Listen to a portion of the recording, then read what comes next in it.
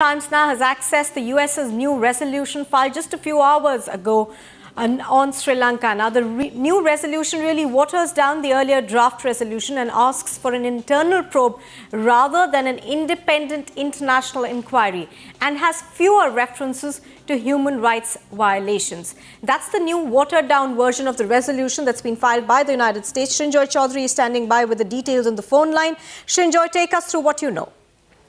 Well, this was really expected because there was considerable pressure on the United States from a variety of countries, including India, is what we hear, to water down the resolution to an extent.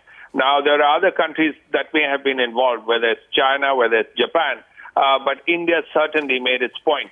Now, there are two things here, really.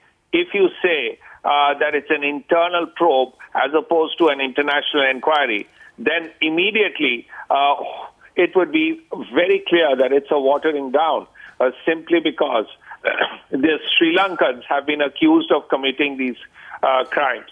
Now, if Sri Lanka itself does the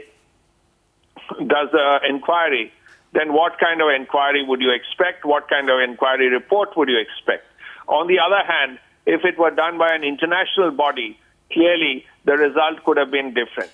So that is really the first point. Also, the amount of language on human rights abuses has come down considerably. These are really the two major points of difference between the original draft and the present draft. And that is very clear that the internal probe will leave it to the Sri Lankan government. Now, what the Sri Lankan government will do, how they will look at the entire thing, will be entirely up to the Sri Lankan government. That is the most important thing here.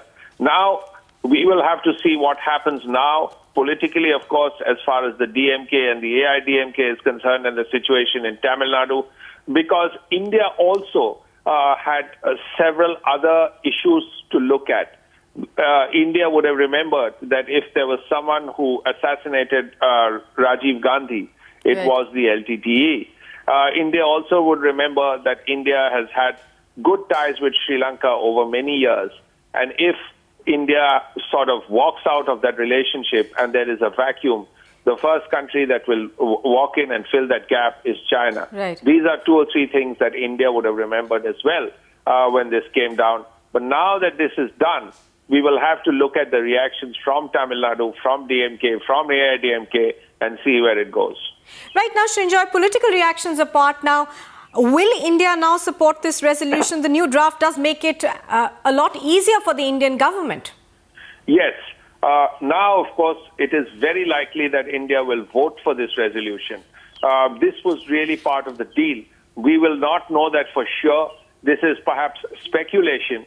But even then, informed speculation would suggest that if India found that the draft resolution was sufficiently watered down, India would vote for it. If India didn't vote for a resolution, the feeling within India would have been that if India doesn't vote for a resolution like this, then what value is that resolution?